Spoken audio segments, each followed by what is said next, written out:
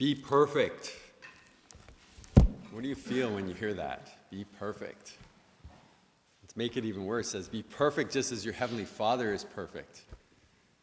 Right? You think, man, I didn't do too well in my Greek exam. Not too perfect, right? Or was late for morning prayers. Or my etiquette in the dining room is not too good. So you're not very perfect, so you're in trouble here. Right? Well, what does this perfect mean, right? Be perfect just as your heavenly Father is perfect. The word in Greek, for those of you who didn't pass your exam, right, is teleos, right, which comes from the Greek word telos. And telos means the goal or the end or the purpose, right? So teleos is like the adjective. So something is teleos if it fulfills its purpose. It's according to the reason it was made. For example, if I have a screw up here and it's loose and I want to tighten it, I go and I find a screwdriver. And if that screwdriver fits my hand really well, and it fits in the screw just perfectly, and I tighten it, and the screw's nice and fixed now, that screwdriver would be teleos, because it fulfills its purpose perfectly. Right? So if we say, okay, what does it mean for us, for you, for a human being, to be perfect? What does it mean to be perfect? What's our purpose? Why were we created? Right? Why were we created? And here, I think we could say, with a lot of philosophers and theologians, and Pope John Paul II, St. John Paul II says, man cannot understand himself unless he is loved and learns to love. That's why we were created. First of all, to be loved. No, I don't say to love. The first thing is to be loved, and then to love, right? To be loved by God, and then to share that love with others. So being perfect, our purpose, we fulfill it perfectly when we let ourselves be loved, and then when we share that love with others.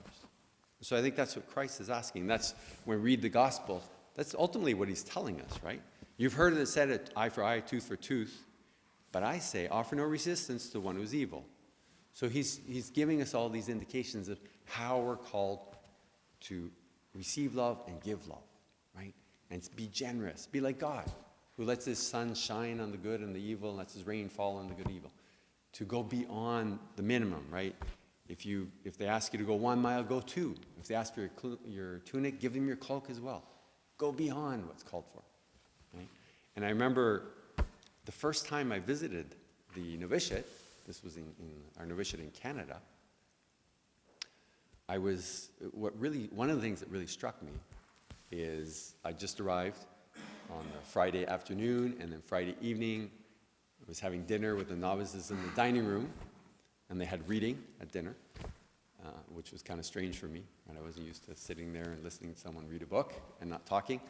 So I was sitting at the table and kind of had my head down because I didn't want to, you're sitting right in front of someone you don't know. It's kind of awkward when you're staring at them. And so you're just kind of eating, and then I wanted some water, so I poured myself some water, and then they had some bread.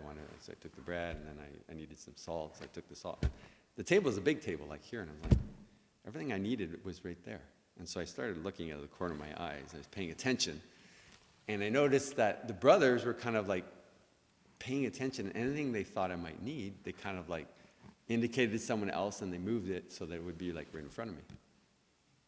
And I was like, that's really weird.